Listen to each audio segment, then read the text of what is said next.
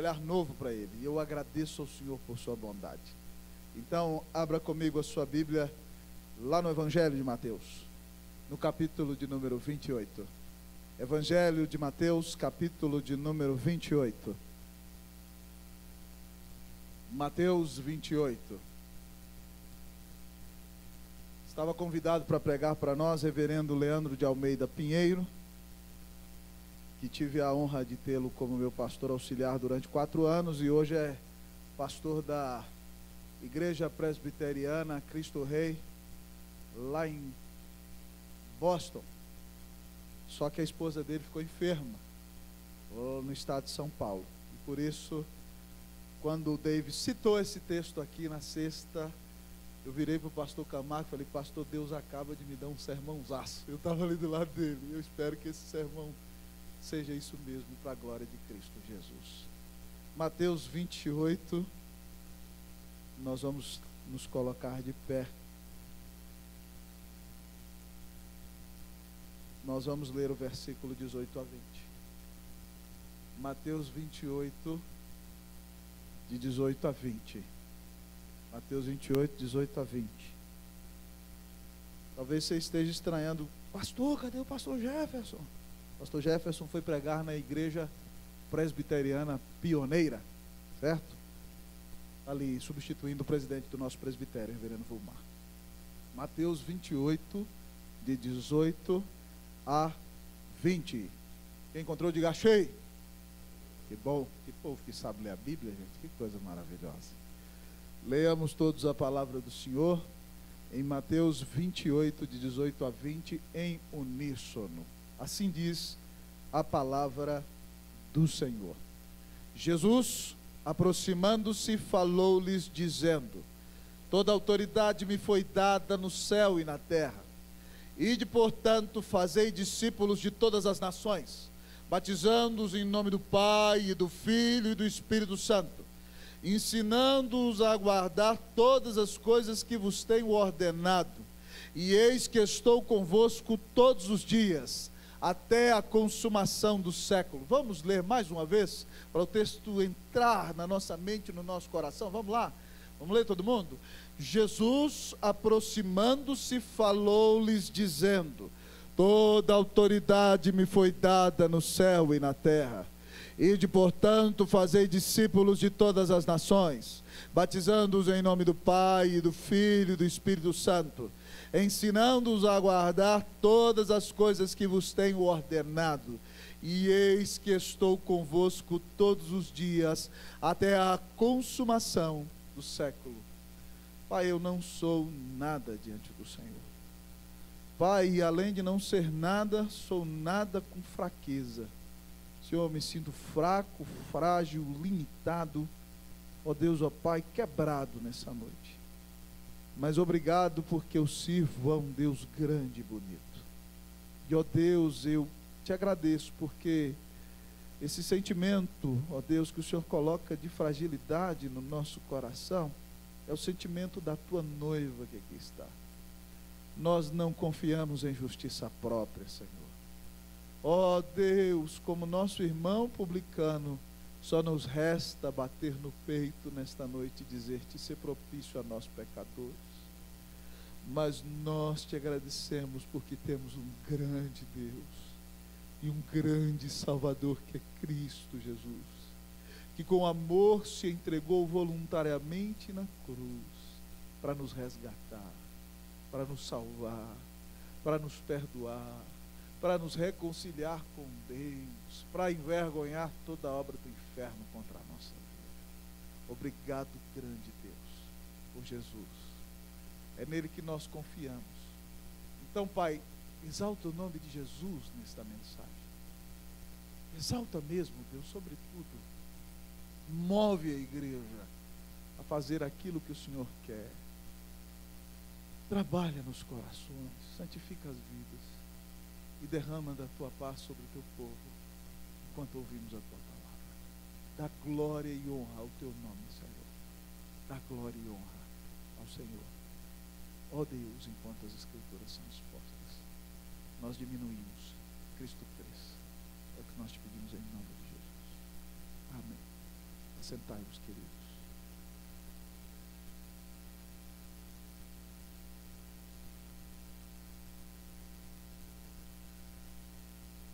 Qual é a missão principal da Igreja de Cristo Jesus? Qual deve ser a prioridade da noiva do Cordeiro?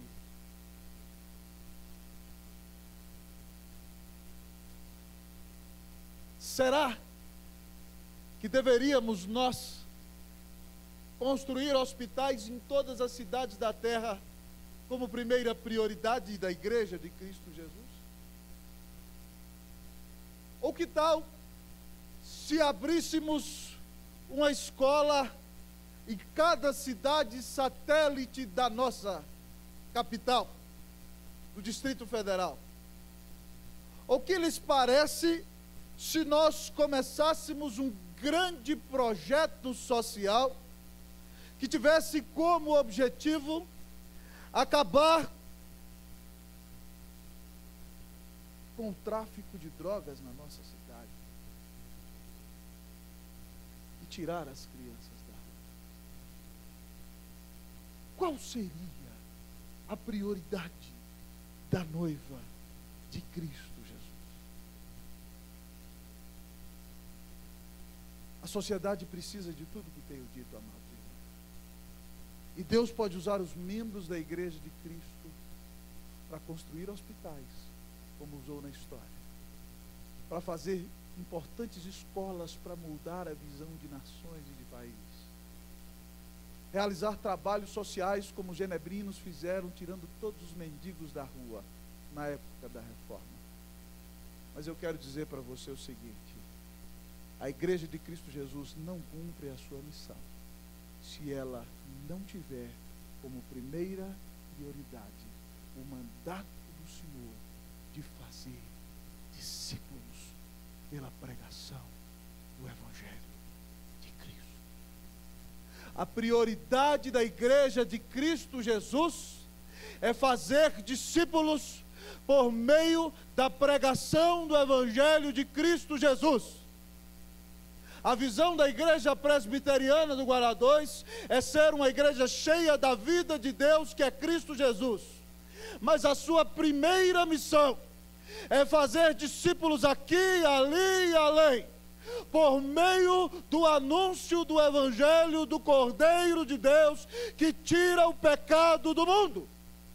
Ao olhar para este texto, amados irmãos, Jesus, logo depois de sua ressurreição, antes de subir ao céu, se dirige aos seus discípulos para dizer para eles que a maior de todas as missões é fazer discípulos.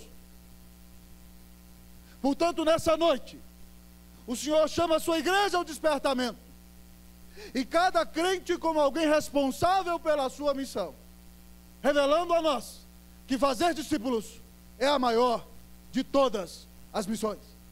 Esse é o tema da nossa mensagem: a maior de todas as missões. Eu quero perguntar para você: você tem cumprido a maior de todas as missões? Você está discipulando alguém hoje para Cristo Jesus? A maior de todas as missões é fazer discípulos. A palavra discípulos aqui, no verbo, no imperativo, significa fazer aprendizes de Cristo. É o seu chamado. E isso acontece lá na igreja de Antioquia, quando Paulo e Barnabé pregam naquela cidade. Os discípulos são chamados por primeira vez de cristãos, que significa pequenos cristos. É fazer imitadores de Cristo, seguidores do Senhor Jesus. Esse é o chamado de Deus para a sua vida: preparar pequenos cristos, discípulos do Senhor. E é o chamado de Deus para a minha vida também. Então, amados irmãos, escancaremos hoje os portões de nosso coração e estejamos abertos para o desafio que o Senhor Jesus nos faz, de fato, para nos entregarmos à maior de todas as missões, que é fazer discípulos para Cristo Jesus. E ao olhar para o texto da palavra, amados irmãos, o Senhor nos revela que a maior de todas as missões tem os melhores pressupostos. A maior de todas as missões tem os melhores pressupostos. A maior de todas as missões tem os melhores pressupostos. Leia para mim o versículo 18, por favor. 1, 2, 3, leia. Jesus...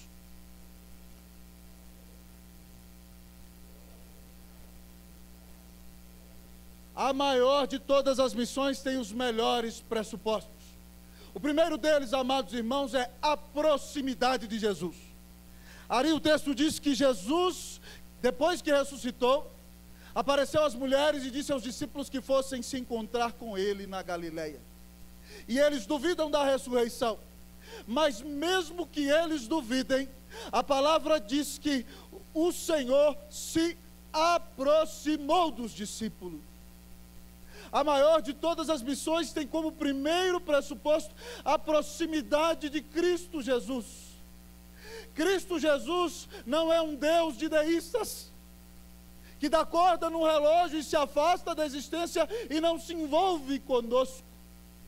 Mas Cristo Jesus é um Deus real, que desceu da glória e se fez carne por amor de nós, foi cravado em nossa cruz, ressuscitou e veio ao encontro dos seus discípulos, aproximando-se deles, salvando-os, restaurando-os, achegando-se a eles, desejando ter um relacionamento vivo e pessoal com o seu povo.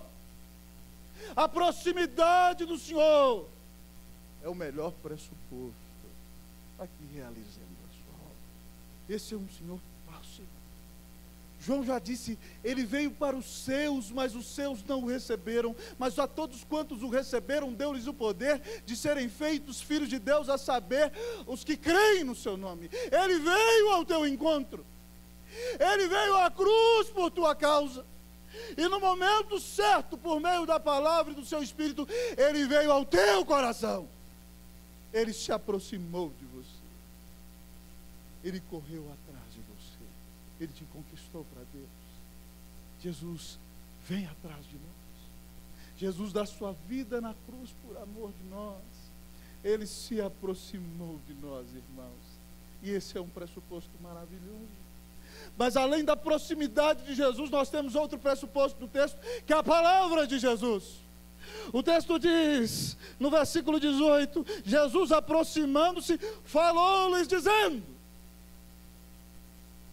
O texto usa duas palavras para dizer que Jesus fala com você, filho. Para dizer que Jesus não é um Senhor do silêncio. Para dizer que Jesus não é o Senhor do afastamento. Que Jesus não é o Senhor da distância, mas Jesus é Deus vivo que se aproxima de nós, mas não fica calado. É um Deus que se revela a nós no seu santo livro e fala conosco na sua palavra. Ele tem uma palavra para o seu coração, ele tem uma carta de amor para você. Ele quer comunicar-se contigo, ele quer se revelar a você e o faz por meio deste santo livro. Sabe por que eu posso fazer discípulos? Porque eu tenho o livro de Deus, no qual Deus fala comigo, se revela a mim, se apresenta, e tem tudo o que eu preciso para viver, e conduz cada passo da minha vida. Mas retorne, por favor, irmãos, cada passo da minha vida. Jesus fala comigo. Sabe o que você está fazendo aqui hoje? Você está aqui para que o seu coração seja cheio de fé.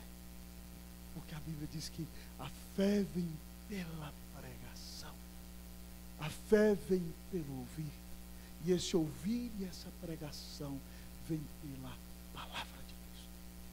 Você está aqui para encher-se de fé. Para ser fortalecido na sua fé. Porque o Senhor fala com você. Louvado seja o Senhor. Que motivação maravilhosa.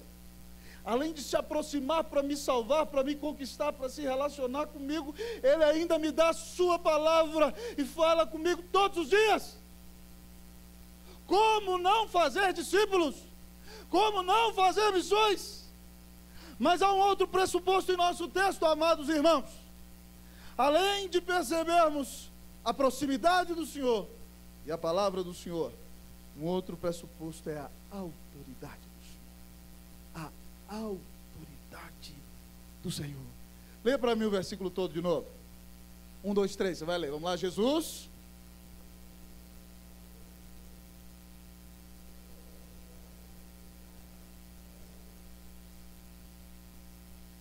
O seu Senhor é o Rei da Glória. Ele tem todo o poder, toda a autoridade, não só na capital federal brasileira, não só em nossa nação, mas em todos os rincões da terra, e também nos céus, e em todo o universo. Jesus é a maior autoridade. Ele tem toda a autoridade. E todos se têm que submeter a Ele, nos céus, na terra e debaixo da terra. Satanás o teme, os demônios se afugentam diante do seu poder.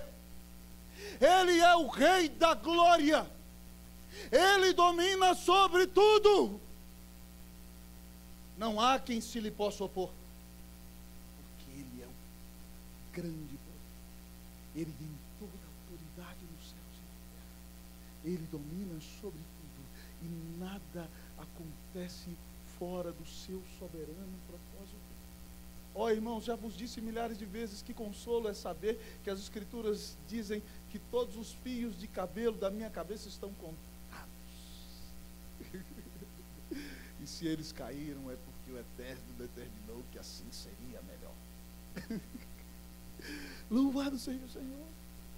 Nosso querido irmão pastor reformado do começo do século XX, grande primeiro-ministro holandês, Abraham Kuyper, já nos disse que não há uma polegada ou um centímetro no universo acerca do qual Jesus Cristo não possa dizer: é meu.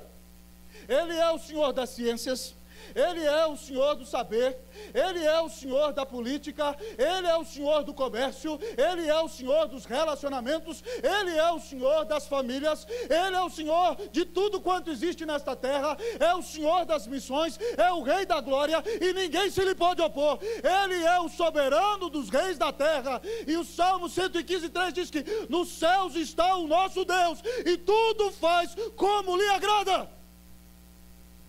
O meu Rei é o maior de todos, e Ele domina sobre tudo. Portanto, meu amado irmão, não me venha com churumelas. Pastor, eu sou feio, eu não consigo pregar. Pastor, eu não sei falar direito, eu sou gago, pastor, eu não sei falar direito. Pastor, eu não tenho eloquência.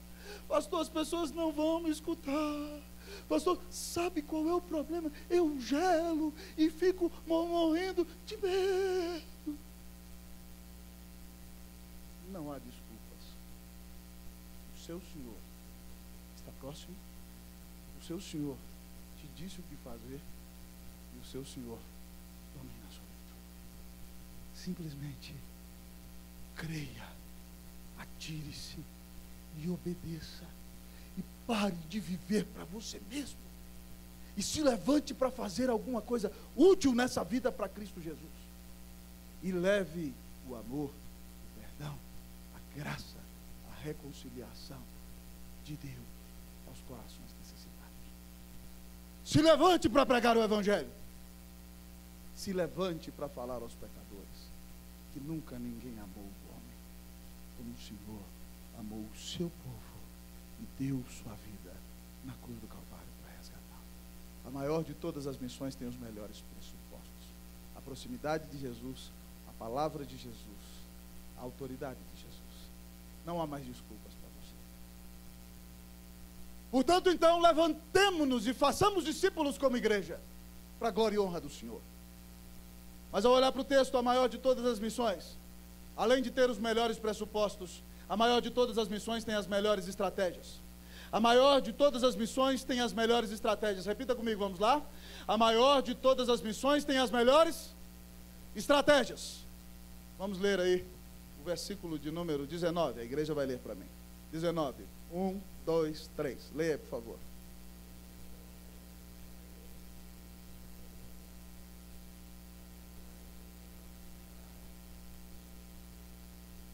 Ensinando-os a guardar todas as coisas que vos tenho ordenado. Irmãos, vocês sabem que nós tivemos o privilégio de trabalhar no Chile durante 7 anos, servindo na liderança de uma equipe de mais 10 pastores, que Deus nos visitou com imensa graça naquele lugar. E eu creio que isso aconteceu porque nós éramos todos incompetentes, a maioria de nós jovens, que não tinham sustento nem a proteção de agência missionária alguma, e que para resolver as coisas tinham que cair de joelhos e chorar na presença do Senhor. Então, quando o homem é mais nada, Deus é mais glorificado. E Deus nos visitou com muita graça naquele trabalho. E Ele restaurou uma igreja para a glória e honra de Cristo Jesus. Porque nós éramos nada. E é assim que Deus se glorifica. Então, depois de um tempo, eu volto ao Brasil, no ano 2004, e sou convidado para pregar em umas conferências de um presbitério. E um pastor, ouvindo acerca do nosso trabalho ali, pensando que o trabalho de Deus se faz primeiramente com estratégias de mercado, estratégias humanas ou instrumentos de sociologia, empolgadíssimo, chegou e disse: meu irmão Costa, conte para mim qual é o segredo, qual é a estratégia, qual foi o marketing que vocês usaram, qual foi o projeto estratégico, qual é a maneira administrativa, o que vocês fizeram para ter esse grande despertamento no Chile? Um pastor mais velho, lá do Rio: eu não conheço nenhuma estratégia não. Ele falou: a única que eu conheço é humilhação e obediência das Escrituras. Ainda brincou: joelho no chão, jejum e oração. Joelho no chão, jejum e oração. E, amados irmãos, às vezes a gente fica procurando chifre em cabeça de cavalo. E a gente esquece que Deus não unge métodos. Deus unge homens e mulheres fiéis à sua palavra. Deus não está preocupado com métodos ou estratégias humanas. Deus quer encontrar homens e mulheres com o coração totalmente entregues em suas mãos. E se nós de fato nos humilhamos e nos preocupamos de seguir o ensinamento da sua palavra, dependendo do seu Espírito Santo, quem faz a igreja crescer é o Senhor. E é por isso que o nosso texto nos apresenta que a maior de todas as missões tem as melhores estratégias. Pastor, quais são? A primeira delas é o desenclausurar-se. O texto diz no particípio, que é traduzido como ide, mas a melhor tradução é indo. Fazer discípulos como? Indo. Para fazer discípulos você tem que ir. Marcos explica o melhor o texto em 16:15, dizendo: ide por todo mundo e pregai o evangelho a toda criatura. E aqui diz: indo, portanto, fazei discípulos de todas as nações. Todas as nações significam todas as tribos, todos os povos, todas as etnias, todas as famílias da terra. Mas para fazer discípulos você precisa ir. Você precisa desenclausurar-se. Você precisa sair do claustro. Você precisa sair do seu encastelamento. Você precisa sair de si mesmo. Você precisa sair do seu projeto pessoal. Você precisa sair da busca da realização neste mundo. Você precisa sair do seu egocentrismo. Você precisa sair do seu orgulho. Você tem que sair das 4 paredes da igreja. Você tem que sair de dentro de casa. Você tem que sair do seu marasmo. Você tem que ir fugir da sua frieza. Você tem que ir além e desenclausurar-se, indo aqui e ali e além, indo ao trabalho, indo à família, indo aos vizinhos, indo às nações, para anunciar aos pecadores que um Deus santo, que podia destruir a todos, por grande amor, deu seu único filho numa cruz para redimir o seu povo. E a única coisa que ele requer dos pecadores é o verdadeiro arrependimento e a fé em Cristo Jesus como Filho de Deus, como único mediador entre Deus e os homens. E todo aquele que se arrepender e nele crer será salvo. Sai de ti mesmo, cristão! Sai do seu orgulho!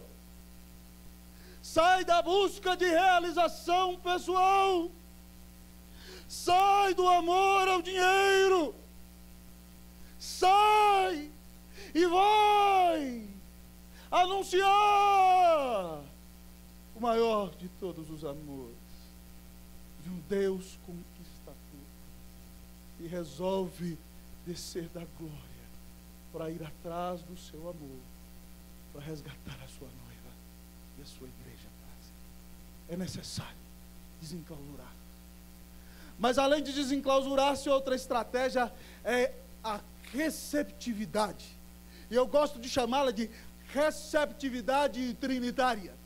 Porque o texto diz que, além de ir às nações, para fazer discípulos, nós temos que fazer o seguinte, diz aí, segunda metade do versículo 19. Leia o versículo 19 todo para mim, vamos lá? Você vai ler, vamos lá? 1, 2, 3, leia. Ide.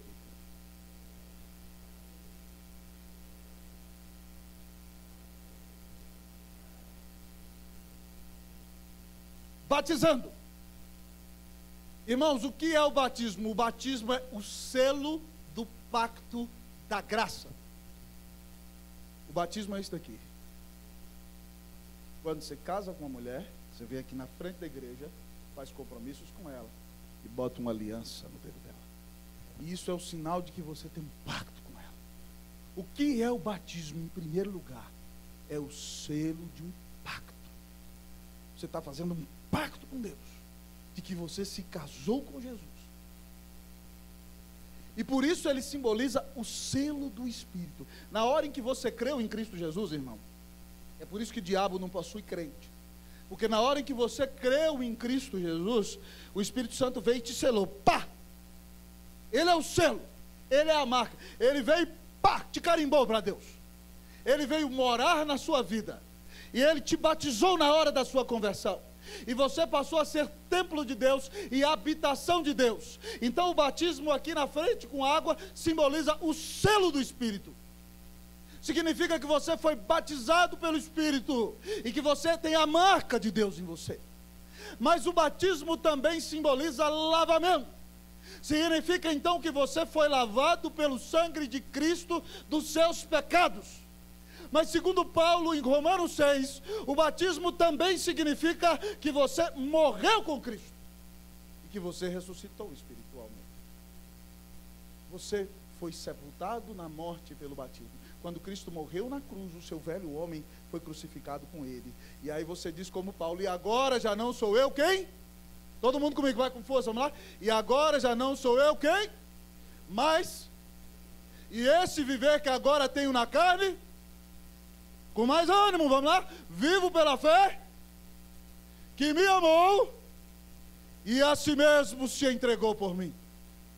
Cristo é quem vive em você. O velho homem foi sepultado e agora há um novo homem em você. Então, o batismo é um selo, é um compromisso, sinal de lavamento e ressurreição espiritual. Mas ele é impressionante porque, como selo do pacto, ele é o compromisso de uma nova aliança, de um novo pacto, e de que você faz parte de uma família especial. E por isso o texto diz batizando em nome do Pai, do Filho e do Espírito Santo. Por que não diz só em nome de Jesus? Porque Deus é um ser comunitário, diferente de mim e de você. Nós temos que ser um só ser e uma só pessoa. Se nós somos um ser com duas personalidades, ou nós estamos esquizofrênicos, ou estamos em sérios problemas. Mas Deus é diferente, Deus é um só ser. Mas Deus é um ser plural. Deus é o único Deus, mas é um ser comunitário. Deus é um ser relacional. Deus não criou porque estava sozinho, porque Deus em plenitude se regozijou em si mesmo desde a eternidade. E a alegria de Deus foi tanto em si mesma, do Pai no Filho, do Filho no Pai, e o Espírito sendo a alegria de ambos, que essa alegria explodiu tão grandemente que Deus criou para revelar sua glória. Mas essa alegria foi tão efusiva e tão maravilhosa que Deus soberanamente permitiu a queda para mostrar o seu amor, dando o Filho por nós. Então, quando nós recebemos pessoas na igreja em nome do Pai, do Filho e do Espírito Santo, isso significa que nós estamos recebendo esse povo na comunidade de Deus, na família do ser trinitário, na família do Deus eterno. E aí então, quando eu batizo em nome do Pai, do Filho e do Espírito Santo, eu estou recebendo com a hospitalidade celestial. dizendo que as portas estão abertas, o coração está aberto, a igreja está aberta para tudo aquilo que ele quer. Estratégia, receptividade, abertura para um novo começo, para as boas-vindas na família de Deus. Mas, terceiro aspecto da estratégia, além de desenclausurar-se e além de abertura, a receptividade. A outra estratégia, amados irmãos, é ensinar a obedecer. O versículo diz que nós fazemos discípulos indo a todas as nações, batizando em nome do Pai, do Filho e do Espírito Santo, mas ensinando-os a guardar todas as coisas que vos tenho ordenado. Veja bem que Jesus não disse ensinando-os a conhecer a parte mais intrínseca de Deus, ensinando a conhecer o sexo dos anjos, porque em primeiro lugar você não é capaz de conhecer a Deus em profundidade, você não pode compreender a Deus. Compreensão é conhecimento exaustivo. Ninguém pode conhecer a Deus exaustivamente, porque Deus é infinito, e eu me atrevo a dizer a você que nem na glória nós vamos poder conhecer ao Senhor exaustivamente. Agostinho tem uma frase maravilhosa, ele diz assim: finitum non capax infinitum, que significa, é impossível que o finito possa conter o infinito, é impossível que o finito possa compreender o infinito. Nós podemos conhecer a Deus, até onde Ele se revela, mas nós nunca poderemos conhecê-lo em sua plenitude, senão seremos destruídos por sua glória. Não obstante, então, Deus não me chama a algo que eu não tenho capacidade de experimentar, mas o texto diz que o Senhor nos ensinou a guardar. Deus nos chama a ensinar a obediência, que é fruto do temor a Deus, e Jesus diz, ensinando a guardar todas as coisas que vos tenho ordenado. O grande chamado da igreja é fazer discípulos, ensinando a crer no Evangelho, mas ensinando-os a viver conforme a palavra de Deus. Por isso, irmão, que você já não faz tudo o que há no mundo. Por isso que você já não tem que querer mais agradar o mundo. Uma vez uma jovem chegou para mim: pastor, eu sou crente, quero fazer uma festa de 15 anos. O que o senhor acha de eu botar aquele globo de boate na minha festa e ficar lá assim, tuti, tuti, tuti, tuti, tuti, tuti, tuti, tuti. Falei para ela: para que você vai fazer isso? Vai glorificar a Deus? Para que você vai fazer isso? É o mundo que molda você? Ou é você que molda o mundo? Ah, é, pastor, eu quero ser legal, eu quero agradar meus colegas. É isso que a Bíblia ensina? É o mundo que transforma você? Ou é você que transforma o mundo? É por isso que nós temos que abraçar aquele irmão nosso precioso, que era pecador como nós chamado João Calvino, que diz assim, que o Evangelho não é a doutrina da fala, o Evangelho é a doutrina da vida. O Evangelho não é a doutrina da fala, o Evangelho é a doutrina da vida. Repita comigo essa frase para você aprender, vamos lá? O Evangelho não é a doutrina da fala, o Evangelho é a doutrina da vida. De nada vale discurso e palavrório se você não vive a palavra de Deus. Então, irmão, nós vamos preparar discípulos que obedecem. Para ensinar a obedecer, você tem que ser o primeiro a obedecer. Que Deus nos ajude como igreja a ensinar o povo a obedecer a palavra de Deus, amém? Para que o povo viva para agradar a Deus e não para agradar a si mesmo. A maior de todas as missões tem os melhores pressupostos, tem as melhores estratégias. Irmão, se nós temos tudo isso, por que nós não temos feito discípulos? Por que temos influenciado de maneira tão parca essa nação que necessita desesperadamente da graça de Deus? Oh, irmãos, acordemos e levantemo-nos para fazer discípulos, para a glória e honra de Cristo Jesus, porque essa é a maior de todas as missões. Então, olhar para esse texto precioso, nós vimos que a maior de todas as missões tem os melhores pressupostos. A maior de todas as missões tem as melhores estratégias. Mas a maior de todas as missões tem a melhor motivação. A maior de todas as missões tem a melhor motivação. Diga aí para o seu irmão: coragem, crente. Fala para ele: coragem. A maior de todas as missões tem a melhor motivação. Fala aí para o seu irmão do lado, é para falar. Estou vendo gente que não está falando. Pega na mão. Pode ser seu pai, sua mãe, sua mulher. Pega na mão e fala: coragem, crente. Fala para ele: a maior de todas as missões tem a melhor motivação. Então vamos ler o versículo 20, cristão. Você vai ler aí para mim. 1, 2, 3. Leia o versículo todo. Vamos lá. Ensinando-os.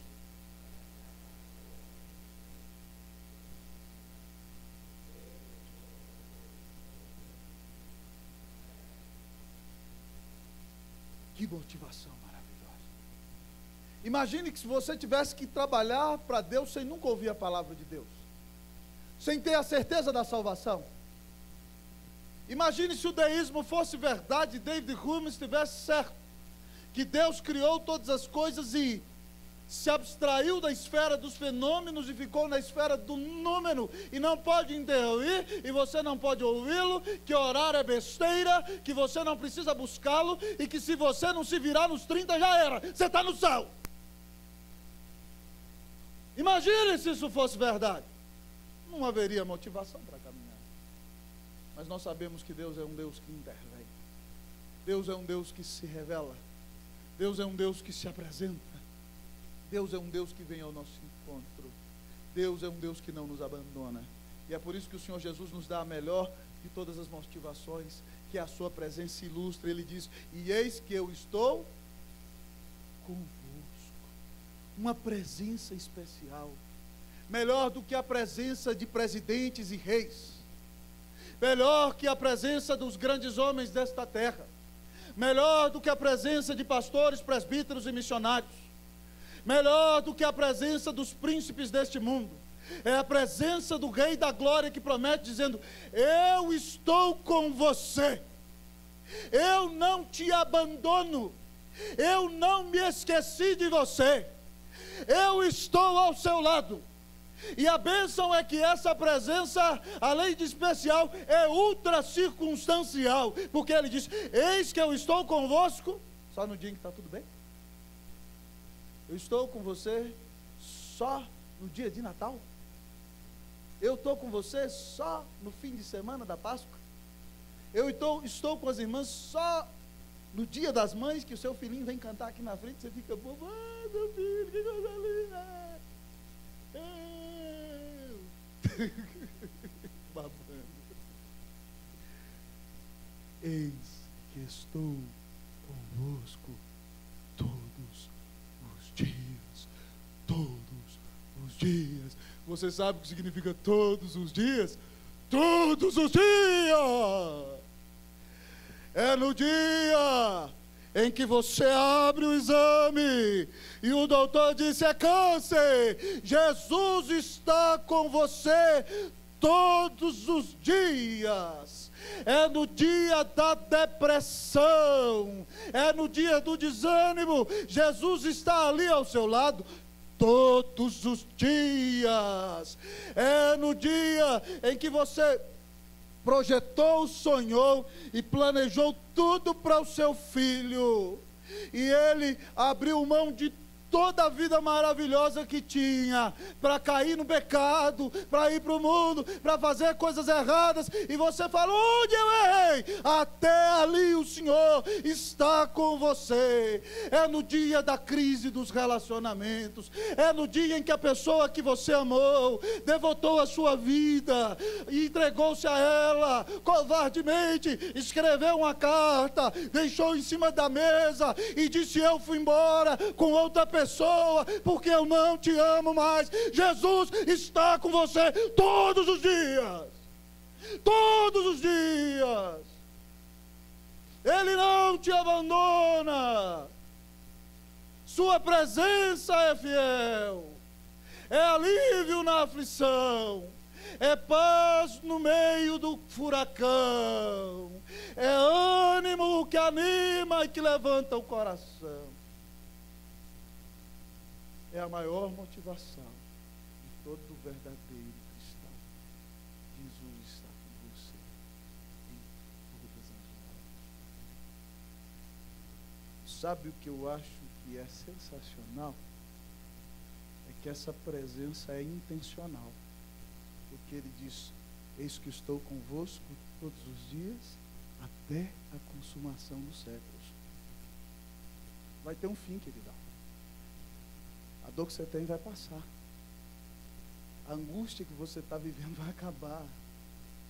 Vai ter um ponto final em todas as coisas. Haverá um dia em que já não haverá mais luto, nem pranto, nem dor, porque as primeiras coisas vão ficar para trás. Então nesse dia aparecerá no céu o sinal do Filho do Homem, e todos os povos da terra se lamentarão e verão o Filho do Homem, porque assim como o relâmpago que sai do Oriente se mostra no Ocidente, assim há de ser a vinda do Filho do Homem, e todo olho verá. Há um propósito. A angústia que você está enfrentando está dentro do plano soberano do Senhor. É para que você pare de viver para si mesmo. É para que você pare de se amar demais. É para que você entenda que as coisas desta vida terão fim. Que o maior projeto não é ser bem sucedido, não é ser ter o maior salário de Brasília, não é buscar o aplauso do mundo, não é buscar a paz desta terra. Haverá uma consumação dos séculos. Então nós poderemos, no último dia, ver o Rei da Glória face a face, e olhar aqueles cabelos brancos como alvalã, olhar para aqueles olhos de chama de fogo que vão atravessar o nosso coração com o seu olhar, e ouvir aquela voz de muitas águas dizendo: seja bem-vindo, amado do meu Pai, eu te remi, seja bem-vindo à minha presença. Há um final na história, amados irmãos, e o final é o final feliz, é o paradigma de todos os finais. Sabe por quê? Em todos os filmes românticos que você vê, a maioria deles, há um final feliz, porque o homem não pode superar a história de Deus. Todos esses filmes e essas historinhas imitam a história de Deus, e tem uma tragédia, mas sempre acaba com um final feliz para o povo dele, para aqueles que pertencem. Que motivação maravilhosa! Não acredito que você vai continuar dizendo: coitadinho de mim, zombadinho, viu? Eu quero morrer. É assim que você faz, sabia? Acabou, pastor, e aí arranca os cabelos, tem pouco já, e está arrancando, cidadão, né? Já era. O que é isso? Para com isso. Você tem a pessoa mais importante do universo do seu lado, e ele diz que não te abandona no dia mau, não, está coladinho em você, e tudo que está acontecendo com você está dentro de um projeto eterno. Então, para de se achar a cereja do bolo, o rei da cocada preta, e para de viver para você mesmo, e começa a viver para Cristo Jesus. Se atira nos braços do Senhor, e diga: Senhor, eis-me aqui, envia-me a mim, eu quero fazer a tua vontade.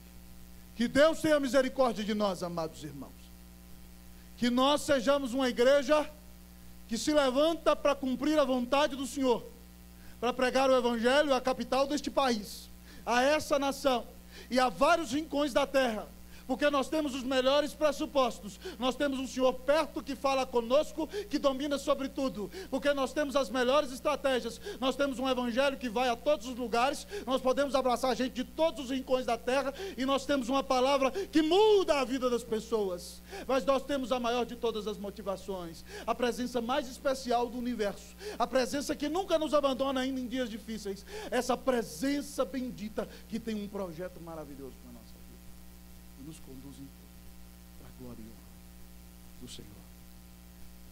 O que você vai fazer